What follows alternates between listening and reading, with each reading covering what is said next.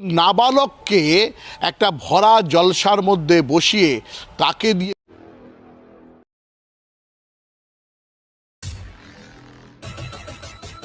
নমস্কার সকল সনাতন ভাইদের একবার নমস্কার। এবং যারা জিহাদি মুসলমান আছেন তাদের আমি সাবধান করে দিচ্ছি এই ভিডিওর মধ্যে, কারণ মুসলমান যে খারাপ সেটা আমি বলবো না। যার জন্য আমি প্রত্যেকটা ভিডিও আমি বলতে চাই যে মুসলিম ধর্ম শিরা ধর্ম সেটাকে আপনারা পালন করেন কিনা জানি না। আমার চ্যানেলের লিংকটা ফেসবুক পেজ কৃষ্ণ কৃষ্ণ। যদি ভিডিওটা ভালো লাগে লাইক শেয়ার কমেন্ট করবেন। বাংলাদেশের যে জিহাদি মুসলমানরা আমাদের সনাতন ধর্মের পরে যে অত্যাচার অনাচার করছে তার একটা প্রমাণ আমার এই ভিডিওর মধ্যে দেব।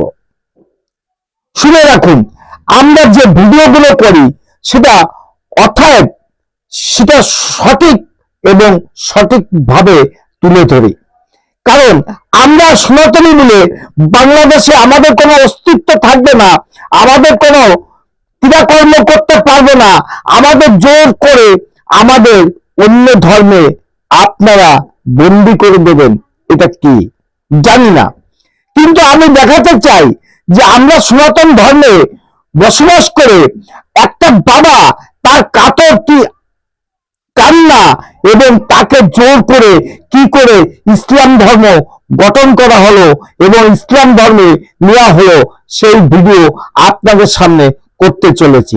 এই ভিডিওটা সমস্ত সনাতন ধর্মের কাছে আমি হাত জোর করে অনুরোধ করছি, সবার কাছে শেয়ার করে দেবেন, কারণ এই ইউনূস সরকার যে অত্যাচার সনাতনীদের পর করছে সেটা যেন বিশ্ব দরবারে ফুটে যায় যে ইউনূস একটা রাজাকারের বংশধর, সেটা একটা হিন্দু বিদ্বেষী মনোভাব নিয়ে চলে, হিন্দুদের পরে অত্যাচার অনাচার করে, সেটা যেন পৃথিবীর মানুষ জানতে পারে এবং বাংলাভাষী সমস্ত ভাই বোনেরা যেন জানতে পারে। কারণ আমরা সনাতনী হয়ে আমাদের কোনো অস্তিত্ব ওই পূর্ব বাংলায় থাকবে কিনা জানি না। যেহেতু আমি পশ্চিমবাংলায় বসবাস করি সেই সূত্রে ধরে আমি বলছি যে খুলনায় যে ঘটনাটা ঘটলো এটা নিন্দা জানানোর কোনো ভাষা নেই। চলুন দেখা যাক খুলনায় এই জিহাদিরা আমাদের সনাতন ধর্মের পরে কি অত্যাচারটা করলো। যখন দেখা যাচ্ছে ঠিক তার পাশে তার পরিবারের লোকেরা, তার বাবা কাঁদছে এবং বলছে যে তাকে ছেড়ে দেন, সে কিছু জানে না, সে কিছু বোঝে না। তোমার সিদ্ধান্ত অটল কিনা, তুমি ইসলাম ধর্ম গ্রহণ করেছো, এই জায়গায় তুমি অটল থাকবা কিনা সেটা সবার মাঝে মাইকে বলো।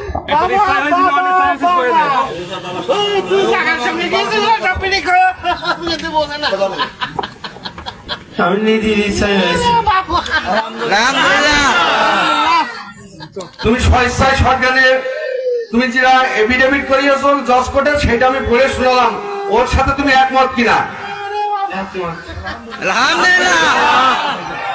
সঞ্জিত, আমি বলি শোনো, তুমি বাবা হিসেবে হাদিস কোরআনের আলোকে, সঞ্জিত আমার কথা শোনো, তুমি বাবা হিসেবে আমাদের মুসলমান ধর্মের হাদিস কোরআনের আলোকে তুমি বাবাই থাকবা, ঠিক আছে? তুমি বাবার আসনে থাকবা, কিন্তু তোমার ছেলে সে কিন্তু সজ্ঞানে স্বেচ্ছায় ইসলাম ধর্ম গ্রহণ করেছে, সেই জায়গা থেকে পিছনের কোন সুযোগ বা আমাদের পিছনের কোন সুযোগ কিন্তু আমাদের ধর্ম অনুযায়ী নেই।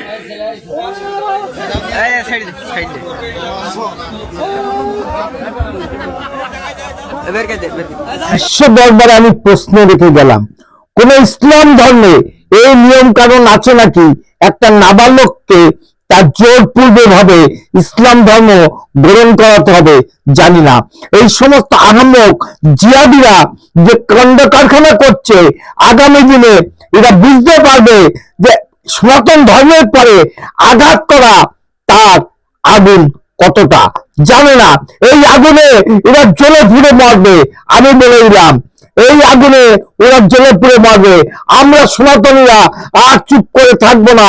আগামী দিনে এই সমস্ত জিহাদিদের উত্তর আমরা সনাতনীদের দিয়ে দেব। তাহলে চলুন ভিডিওটা শেয়ার করুন, কমেন্ট করুন এবং লাইক করুন, কারণ এই ভিডিওটা যদি শেয়ার না করেন তাহলে বুঝতে পারবে না যে বাংলাদেশে সনাতনীদের পরে কি অত্যাচার হচ্ছে। নমস্কার, আমি কৃষ্ণপদ অধিকারী।